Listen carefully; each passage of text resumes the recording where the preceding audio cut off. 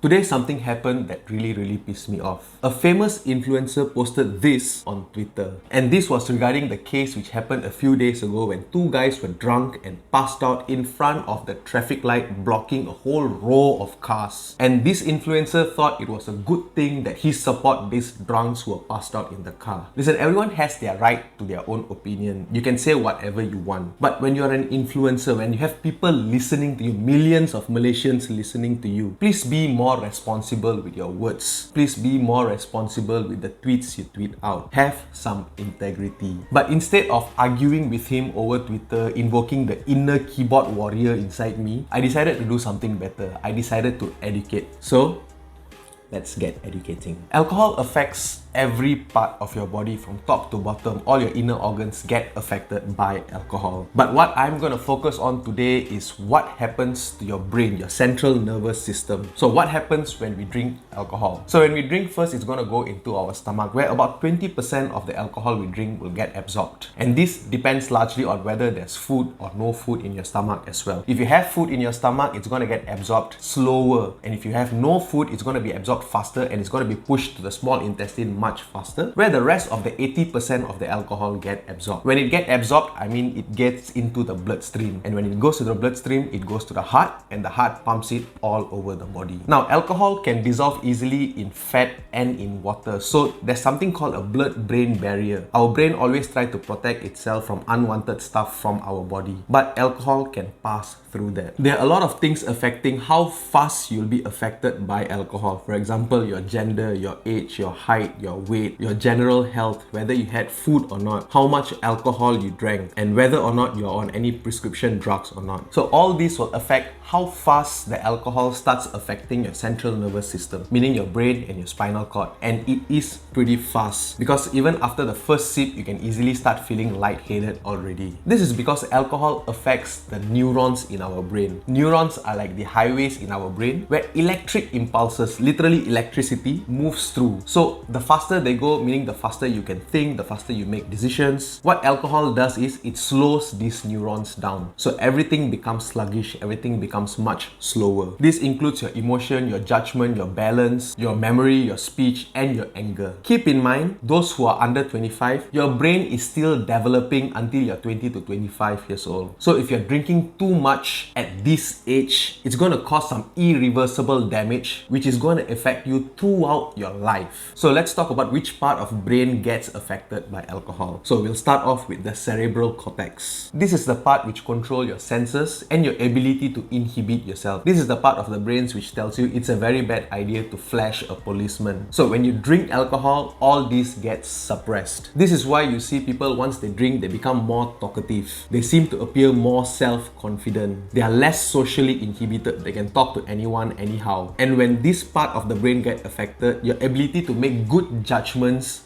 drop. Next is the frontal lobe, the part of our brain which distinguishes us from other animals. Because we have a highly developed frontal lobe, we can make decisions, form ideas, make plans, and exercise self-control. So when this part gets affected, it's hard to control our emotions and our anger. We tend to act without thinking. Some of us may act completely violent or completely out of character. Have you ever seen the Indian uncle who drinks and all of a sudden he's an American? Yep. That's because the frontal lobe is now affected. Next is the cerebellum. This is the part which controls your coordination, your thinking, your ability to be aware of the surrounding. So when this part gets affected, that's when you start losing balance, can't stand up straight, keep falling down. All this is because your cerebellum is now affected by alcohol. And then we have the hippocampus. This is where all you young guys who love to drink have to listen really carefully. The hippocampus is the place where your brain forms memory. It's your ability to remember things. So when this place gets affected, you'll have trouble remembering. You cannot form memory. And the worst case, you black out. You won't even know what's going on. And if you keep drinking, keep getting overdosed, keep passing out, in the long run, you're going to lose the ability to form memory altogether. It's going to be very difficult for you to learn anything new throughout your life. Imagine you're 25, you have another good 60 years ahead of you. Imagine 60 years without being able to learn anything new, being stuck in the position you were when you were 25. And finally, we have the hypothalamus hypothalamus and the medulla. These are the two parts which regulate all the automatic functions in our body. So it's not like we are thinking consciously, oh, I have to breathe in now, I have to breathe out now. It's not like we are consciously controlling our heart rate,